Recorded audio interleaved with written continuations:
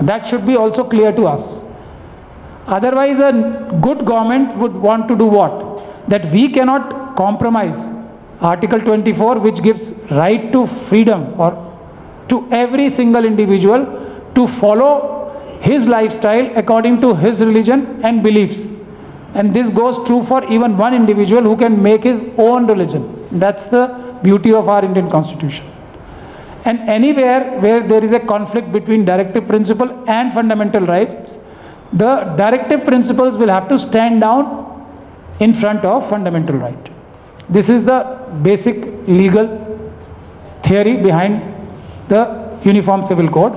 Any neutral government, any good intended government who want to implement the spirit of Constitution through directive principle route would want to talk to all the stakeholders and bring in, address sensitivities of every group, starting from the tribal community of this country, who are the largest stakeholders, who are going to be the affected party from a Uniform Civil Code to the maximum. Then comes other minorities, then comes the scheduled caste community, whose rights are going to be specially impinged. So this is the background of this. According to me now, what their motive is: one is to replace, as I have said. Second is, their target is tribal land. By impinging upon their ancestral rights over property, which they will tweak in a very smart way, they want to help their industrialist friends take over the tribal lands. That is one of their main motives.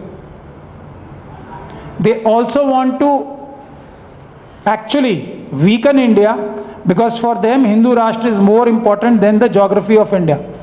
They want to break the country and have a Hindu Rashtra which can be smaller than the present form of government. That is why you would see all the borderline areas starting from Punjab onwards, they are creating one trouble or the other. Punjab, Kashmir, Uttarakhand, latest you've seen, UCC is being sprung up on us from a state called Uttarakhand, which is bordering China. Manipur is the example. You know, Sikkim is an example, where Sikkim also they are impinging upon the rights of Sikkimis. Nagaland, Arunachal, they are creating trouble at all these places simply because they want our borders to be weak. They want that borders are weak.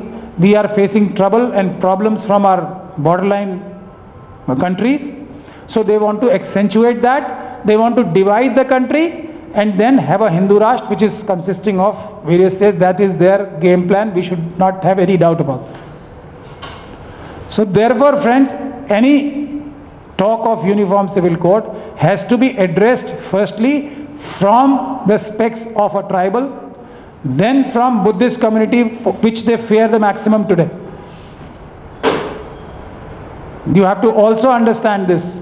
They fear most the Buddhist community, the Buddhism. So therefore, then is Buddhism the target, then Christianity, and then comes Muslims. So we have to be very clear on minds, and we have to have an alliance of these groups first, SC, STs and minorities first, which constitute about 46% of the country's population.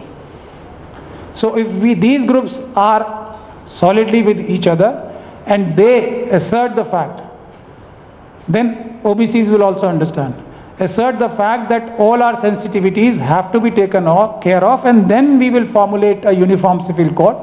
Only then there can be a Uniform Civil Code. Only then there can be an attempt to have a civil code which is uniform, which can take, I can propose a simple Uniform Civil Code here in 2 lines. A Uniform Civil Code which will do the following. For Muslims, this will be for Christians, this will be, it can come like in every other legislation we see, there are subheadings, there are subsections. So it can be a Uniform Civil Code that each one is allowed to pursue its own form of life, including all their religious and traditional sensitivities. Now, if there was a priority, if it was constitution which they were interested in, they will first ensure what? Any government would attempt to ensure what first? Fundamental rights. Right to life, right to employment, right to health, right to education. These are fundamental rights. So any right-meaning government will first strive to achieve this, and not something which is described in Article 44. Before that comes 14, 15, 19, 25. So employment, even today there is child labor, there is bonded labor in our country. People are dying of hunger. So fundamental rights are not being fulfilled by this government. What to talk of directive principles? So that should, according to me, be the stress of people like us.